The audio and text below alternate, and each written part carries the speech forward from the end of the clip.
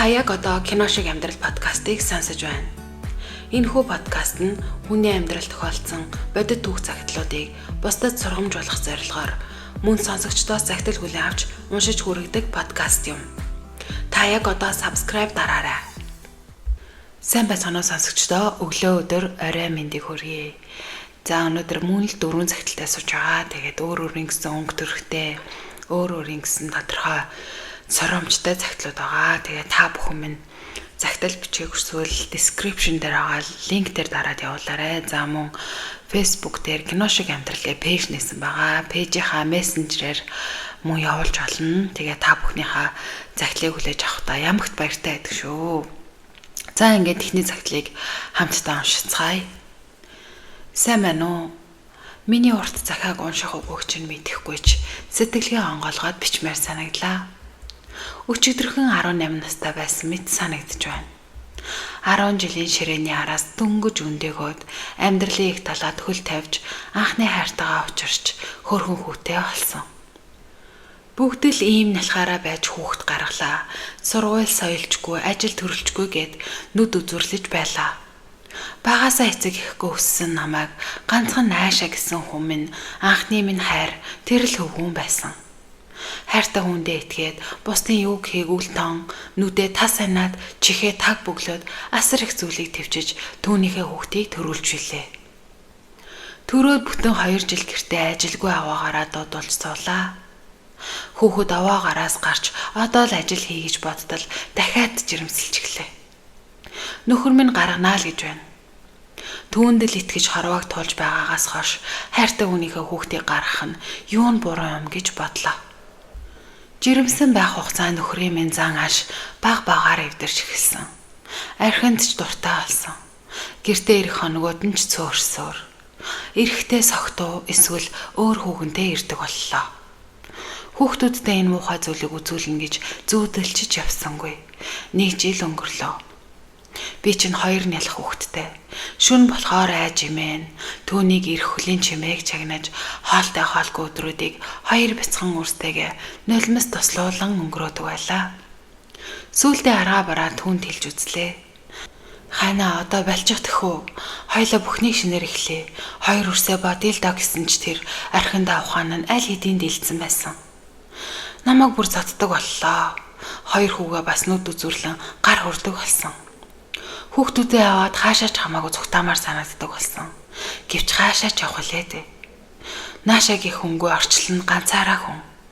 Сүүлдээ амиа хорлох тухай боддог боллоо. Одоо бодоход сэтгэл гутралд ороод өөрийгөө ч ойлгохгүй болсон байх. Тэр гаслантай өдөр шөнүүдийг бүгдийг нэг бүрчлэн бичнэ гэвэл өнөөдөр ч дуусахгүй. Нэг л өдөр би түүнээс салсан. Яаж гэж бодож байна. Төвчээрийн хязгаар тартагтаа тулж би түүнийг өөрийнхөө хайртай цуг газарч булшилчихсан. Түүнийхээ шидэглийг хүртээд 10 жилийн дараа анх удаа нар харсан. Тэр өдрийг тодоос тод санаж байна. Нар ямар үзэсгэлэнтэй байсан гэж. Их дэлхийдээ хааныг хар гаргаас дөнгөж бууж байгаа мэт мэдрэмж. Энэ хугацаанд үрсээ бодоогүй, санаагүй өдөр гэж хоромчгүй. Галзуурхаас наагур болоод бас чирсэн хүн байна. Балчирхан үрсээ минь заяа түшиж, сайн айлд өргүүлсэн байна лээ. Бага насндаа муу эцгийн лагаар их л зовлон үтсэндээ чаавас. Ээж нь 2 үрдээ хязгааргүй хайртай шүү. Би ээж нь байна гэд очиод тврээд үнсхийг хүссэн ч муу ээж болохоор тэгж чадахгүй. Холоос л харж суух тавилантай. Та хоёр минь жаргалтай байвал ээж нь ч бас жаргалтай байх болно. Муу ээжигээ өршөөгөөрэй. Амьдрал бүү яраарэ охид минь. Хүний тарыг таньтлаа хүүхэдтэй бүү болоорой. Миний энэ замаар дахин нэг чимэгтэй бүү яваасай. Одоо ч нулимс орсож байна. Гэт цагтлаад өсөчээ. Хүний амьдралд өстой 9 шидийн л зүйл тохиолдох юм. Энэ цагаанаас маш их ухаарлалаа. Ханаа зөв сонгохгүй бол шорон байтгаа шоронд чивтэх энүүхэн тахалтай. Тэгээд дараагийн цагтлыг эхлүүлцгээе. Нөхөр бид хоёр нэг охинтой. Нөхөр маань Есүсийн сүмд явдаг. Би тийм юмд сонирхолгүй байсан. Яагаад гэвэл манай өвөө эмээгээд бүгд л удган зайран усууд. Тэгээд гуугаад байхаар нь хамт сүмд явдаг боллоо. Хамт явдаг баснаас хойш ер нь нөхрийгөө ямар сэтгэлгээтэй, ямар гаж бодолтой байдгийг мэдэж аваад айсан. Би явахгүй гэхэд зодод сүрдүүлдэг байсан. Чи хамт явахгүй бол аавда охиноороо би өргөл өргөнө. Чамайг миний эзэн таалж байгаа. Эзэн таалуулна гэдэг нь агуу их аз завшаан. Чамайг сүмдэр дандаа авчихгүй бол бид охиноо өргөл өрхөөс өөр аргагүй шүү. Чи өөрөө л мэд гэдэг. Тэр хилээд байгаа эзэн аав гэдэг хүн нь сүмийнх нь пастор гэх хүн. Нэг өдөр пастор гэх хүн нь манад ирсэн. Хамт залбирал үлдэх гээд. Тэгээд Библийг уншаад нилээн сууж байгаад үүдэн тавьсан ноутбукны зүнхнээсээ арх гаргаж ирсэн. Би бүр мэл гайхаад. Учир нь гэвэл тэр хүн сүм дээрээ ярихдаа арх ууж тамхи татах, завхаарах гэм нүгэл там руу явна гэж номлолыг байн уншдаг. Гэтэл манай хүнж гайхаад хартал зүгээрээ би та нарыг эзэн аав болохоор өнөөдөртөө зөвшөөрч байна гэдээсэн.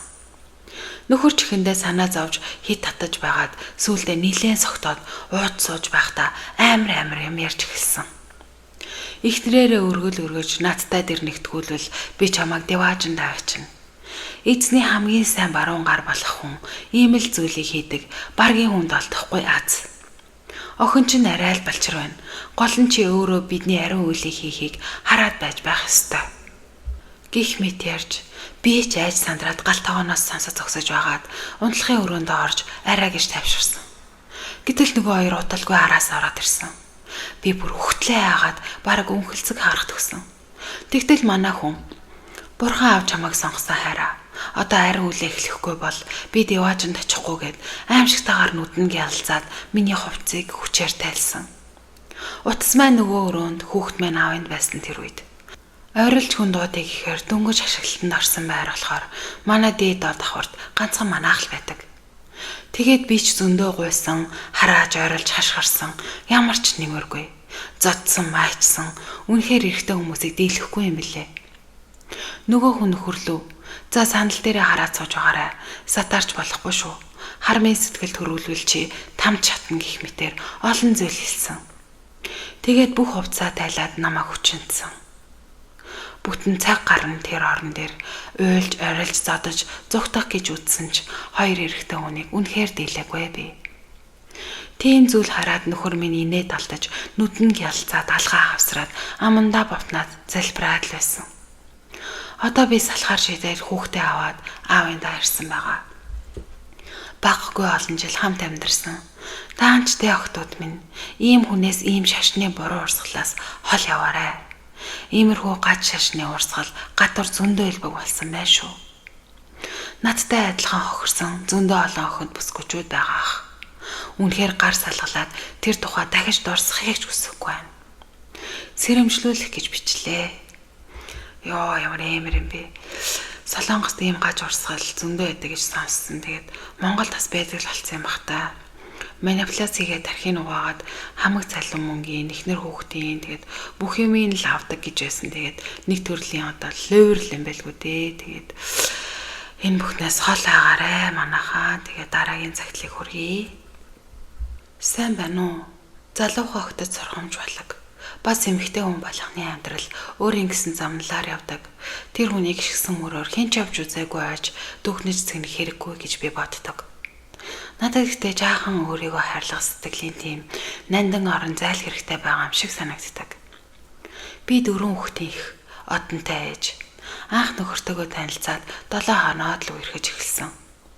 Анхандаа би тэр залууг нэг тоогоогүй. Ингэсгийж байгаад л салж авах гэсэн бодолтой эхэлж байлаа. Яагаад гэвэл би өөр хүнд хайртай. Чи мартуул чадвал үерхэж болно гэсэн бардам сэтгэлтэйгээр эхэлж байсан. Амьдрал хордоо өрнөж удаагүй би жирэмсэн болсон. Төрөөд удаагүй хадаг тавиулж, гэрлэх тав гарч, хадмын хаал гаргалахтаа би яг юу хийгээд байна л гэж дотроо бодчихлаа. Анхандаа тэр миний л төлөө юм шиг байлаа. Миний үгнээс гардаггүй сайн нөхөртэй аз жаргалтай амьдарч байсан ч хаяа гэр бүл хойно маргалдах маргаан гарахгүй байсан. Би уугийн шалмаг хортон хөдөлгөөнтэй, ажилд сайн, цэрэг үлгэ авахантай, үргэлж нөхрийнхөө урдуур орж хамаг ямаг ялцтал хийгээд тавьчихдаг. Анхны хурал гэдэг зүйлийг ууган хүүхдэд төрүүлсний дараа авсан да. Нүд рүү минь харж байгаад би өөр хүнтэй унтчихлаа яах вэ гэж хэлж билээ. Тухайн үедээ үнэхээр их уур хурж байсан ч өөрөөс нь сонссон болохоор тайвширч бас уучлж байлаа. Дараагийн хүүхэд төрсний дараа бас л санамсаргүй тохиоллоор өөр хүнтэй унтсан гэж хэлэхэд нь бас л уучлах сонголтыг өөртөө хийсэн. Үүндээ надад хүүхдүүдийгээ төлөө л ийм сонголтыг хийх сонголт гарч ирсэн гэхүү дээ. Дараагийн төрөлтийн дараа ч бас адилхан мэдрэмж. Гэхдээ үүнээс хойш би хизээч ийм үйлдэл хийхгүй гэж амласнаас нь хойш харин өнөөдрийг хүртэл дахин тавтагдаагүй. Гэхдээ надад хэлээгүй үйлдэл гаргасан үгүйг нь би мэдэхгүй. Тийм үйлдэл хийх тоолонд нь эмэгтэй хүн мэддэг юм байлаа. Цаанаасаа зүн сонгороо. Тэр болгонд үнэхээр хэцүү бухимдмаар үе байсан ч гэр бүл ямар үн цэнтэй гэдгийг мэддэг учраас гэр бүлээ бүтэн байлгаж эхнэр хүний ухаан зарахыг л шийдсэн. Иймэрхүү аар шархан асуудал намд өөгүй юу цахим мөрөдөө тоглоом бидний амьдралд орж ирв. Эхэндээ эвээр гуйж үзнэ, уурлаж үзнэ, аргадаж үзнэ. 5 гаруй жил хэрүүлтэй хэлцэлтэй амьдарч байна. Яг салъя гэхээр салахгүй зууралтна. Салахгүй амьдрыг гэхээр энэ тоглоомноос салж өгөхгүй. Би үүндээ сэтгэл готрол юу байдгийм тэрэн дээр цэгтээ хүрчихсэн байх шиг. Манай нөхрийн хувьд зодож нүдэд энэ төр болохгүй хэрнээ. Яг тоглосон үедээ зан характер нь бүр эрс өөрчлөгдчихнэ. Яг л галзуурсан хүн шиг.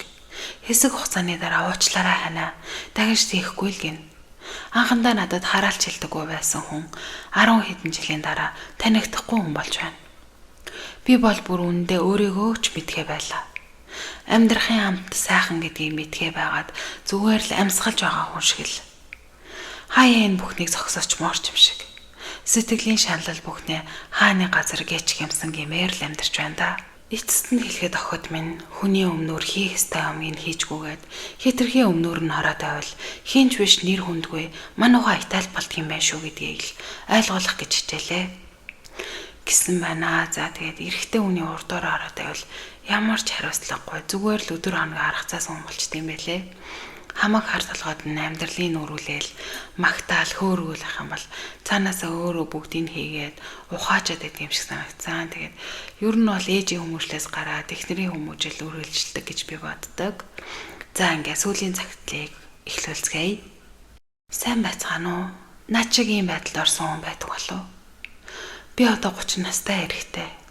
Намайг төрөхөд л аав архины хамааралтай байсан. Дээр нь маш хэрцгий хайрлаж инэрнэ гэж мэдэхгүй. Ээж болохоор ийм хүнтэй суусандаа гутарсан, харамссан хүн л байдаг. Мэдээ орохдоо ээж аавын харилцаагч мэдэхгүй, зүгээр л гадаа тоглохыг боддог хүүхэд байж. Баг багаар л амьдралаа ойлгож үлээ. Аав ээж хоёулаа ажил хийхгүй. Гэр бүлийн орлого юу ч байхгүй. 2-3 хоног хоосон хонох энэ хүүхэнд. Аав орой бүр цогт уурж агсан тавьж зоодно. Би ядарч байна, би зовж байна, би өлсөж байна гэдэл. Манай хоёр ахыг зодоод хид удаа гэмтлийн имлэгт хэвдүүлж байсан. Тэгээд зодоох арга барилаа өөрчлөөд бүр эндүүний осроор оруулгадаг болсон. Яста яргалал донд өлөн зэлмэ орчин туссан болохоор энэ бүхэн хизээ нэгэн цаг дуусаасай гэд хүүхэд байхдаа дотроо бодон залбирдаг байж үлээ. Хамгийн хогийн ах トゥ хамаатас садангууд маань ад үзэж маш ихээр дэрлэгдэг байсныг одоо ч тод сандаг юм. Тэр хэд хүмүүс аавда задуулахгүй хүн болно гэж юу байдгийг гэдэг байж үлээ. Одоо утасаа оршил гараад хүүхдүүд аврагдаж эхэлж байна да гэж би боддог. Үүнд нь маш их баярлаж хөндлөнгөөс хардаг. Аавын арх уух яргалга нь бүр хэрээс тэрч сүулдээ бүр алчих гээд байдаг боллоо. Ээж маань маш их задуулаад эмнэлэг твцсэн юм. Тэр хавар нь хашаа башингаа зараад зогтсон гээд л бодчих. Ашгүй нэг бодлын бид нарыг зодохгүй, хүн байхгүй, амарч юм шиг санагдаж үлээ. Бид жоохон хүүхдүүд байсан, шууд л гудамд гарлаа. Чих амар хэд хоног гудамжаар амьдарч, нагац ах маань биднийг баларч байгааг сонсоод гэр хашаа авч өглөө. Хэсэг 50 сайхан байсан ч мөнгөө үрж дууссан эцэг очих газаргүй болоод бид нар дээр хайчааж байгаад л хүрээдэрсэн. Дахиад агсан тавиад хөөж туугаад өөрөө ороод архиндаа тасраад унтчихна. Цагдаа төхөөр 2000 оны үед гэр бүлийн хүчирхийллээ гэмт хэрэгж үздэггүй байсан юм билээ. Ирүүлжүүлэхэд хийгээд өглөө архийг нь гаргаад л явуулах болно. Манай ах эгч 16 17 нас хүргөөгүй юу гэрээсээ зүхтаад айлын бэр хүргэн болоод л явсан. Би жоох хүүхэд байсан болохоор ээжтэйгээ үлдсэн. Намайг 14 хүрдэг жил их ч хүүхэд гаргаад нөхөртөө таарахгүй нэг настай охиноо авчираад орхиод явчихсан. Би микронд кондуктор хийж чадах бүх ажлаа хийгээд явдаг байлаа. 15 хүрээл хувцас угааж өмсөд зар аваад өдөржин ажил хайж явна. Туршлага, нас, хувцас хунар хараад ажил хинч авахгүй. Дүүгээ тэврээл өдөржингөө автобусны цаохоор хараад ажил хаагаал явдаг ажуулаа. Тэр үед хувцас хунараар нь гадаад байдлаар нь нэгээ маш их ялгуурлан гадархдаг байсан. Одоо залуучууд соёлжоод тийм юм огт таахгүй болж харагдаж байна.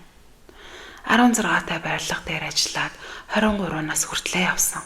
Ээж дүү хоёртойгоо нийтийн байранд амьдраад болгоод л байдаг байлаа. Нэрээ нөгөө хашаа гэрээ тэр мууд орхиод явсан штеп. Баян хэрүүл зодоо хийх гээд лайгээд орхисон доо. Манай эцэг шиг хүмүүс анзаараад хахад хүн чанар, сэтгэл зүрх ичиг болчирхай байдаггүй юм билээ. Халтар хувцастай авахаас ээждэг хэрнээ ихнэр хүүхдүүдээ зодоод дүүн өвлийн хүүтэнд хаяад явахдаа ичиж зовдөггүй. За би одоо өөрийнхөө тухай ярив. Зөндөө охид надтай таарсан.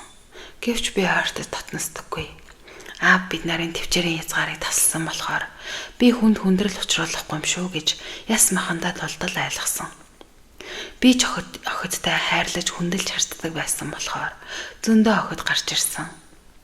Тэр үедээ ээж дүүгээ бодоод нийлээгүй. Ажлаа зогсоовол бүх юм дуусчих гээд хэцүү байсан. Ээж жаах гээд байгаа ихнэр хэрэггүй болж үзгэдэг байсан. Тэгээд нэг мэтгэд 27 хүрлээ. Энэ хооронд нэмлэгт нэг ч үзүүлээгүй явсаар би өвдөөд ажлаасаа гараад нийтийн байрандаа гэртээ хэвтэж эхэлсэн юм. Мэдлэггүй боловсралгүй хүн ганцаараа 1000 зүтгээд Монголд бол худлаа л юм бэлээ. Наана болж байгаа юм шиг хэрнээ цалингаас цалингийн хооронд илүү хэрэглээ байхгүй. Нэг жил гэртээ хэвтэх хооронд ээж надтай яг л хулгайчтай харьцаж байгаа юм шиг хандаж эхэлсэн. Аавтай харьцаж байсан шигэ. Ааваас энэ муу зарчин үрчин гээд бүх юмаа нууж хамаагүй далд хийдэг байсан шигэ. Хөөрхий олон жил тийм хүнтэй амьдарсан болохоор зоршил болсон ч байж магадгүй. Өмнө нь зүг зүгээр харьцдаг байсан хэрнээ гинтэл тэгж харьцдаг болсон. Тэгээд нэг өдөр маргалдаад чиний гэвүүлэг гэж юу байдгийг гэж надад хэлэхэд хоолой дээр том харам тулаад л ирсэн. Хэсэг би жоох уусан. Тэгээд бид хүндэрч дүүмэн том болоод ээж рүүгээ явсан. Ээж ангийнхаа 45 жилийн уулзалтан дээр ангийнхаа хүүхэнтэй нийлж тэр хүн нь гэр оронтой цагаан хуваа хөгшөнтэй болоод явсан. Их сайн ах байна лээ хөрхий. Би ингээд цор ганцаараа болдвэ 28 настай. Үеийнхэн маань хүнтэй суучихсан амьдрал нь тэгшэрчихсэн. Найзууд ангийнхантайгаа таарахаар хүнтэй суугааж хөгшрлөө л гэх юм. Гэр оронгүй мөнгөч байхгүй сэтгэлээр унаж өөрийн мэдлгүй уйлж гутарч багшийн дэдийн автобусны буудлын дээр сууж байлаа. Багын найзтайгаа таарад тэр итгэгч залуу бурхан гэж байдаг гэд баахан юм ярьлаа. Би гимжсэн, харамссан, ухаарсан бүхний яриад сэтгэлээ онгойлголоо. Нийтийн байрны мөнгөч тулаад гудамд гарах дээрээ тулж байтал миний утас гинэт дуурлаа. Нодлын жилийн Солонгосын гэрээт ажил бүртгүүлсэн байсан юм. Тэрэндээ тэнцчихсэн байсан. Нэг жил гаруй таг бахаар нь би ч худлаа юм байна дөө. Авилгал эдэр өгөхгүй бол худлаа юм болоо даа л гэж бодоод мартчихж. Тэгсэн тэндээс над руу залгаад би бөөн баяр. Хоолой чичрээд өөрийн мэдлгүй нулимс гараад миний амьдралдаа баярлсан хамгийн сайхан мөч тэр үе байсан баг. Хин нэгэнтэй ярилцмаар санагдаад байдаг. Тийм хүн байдаггүй. Хайртай хүн хамгийн чухал гэдгийг тэр үед л маш сайн ойлгосон. Миний хідэн сайн найзууд байдгийн намаа гудамжинд байхаас өдий олтол хаялгүй хайрлаж авсан. Тэр найз нар маань хөрхий ширээ засаад бөө юм боллоо. Яг коронагийн өмнө би Монголоос явсан. Үнэхээр азтай. Би Монголда ямар ч байсан байр авсан.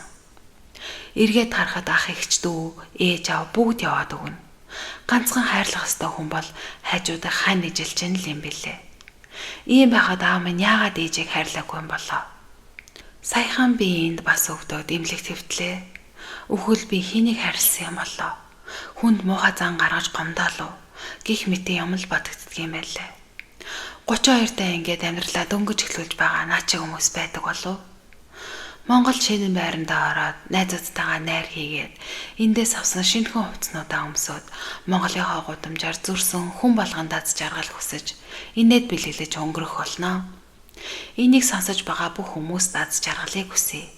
Солонгос улсаас миний бие гэсэн хөөрхөн гэгээлэг төгсгөлтэй цагтл байна. Та бүхэн энэ цагтлынхаа тухай сэтгэгдэл бичгийг хүсвэл доор комент хэсэгт бичээрэй. Тэгээд лайк дарж байгаа, комент бичиж байгаа, subscribe дарж байгаа бүх хүмүүстээ чин сэтгэлээсээ маш их баярлж байгаа шүү. Өнөөдрийн дугаарыг хөөрээд өндөрлөх гэж байна. Ингээд дараагийн дугаараар дахин баяртай уулзцгаая. Баяртай.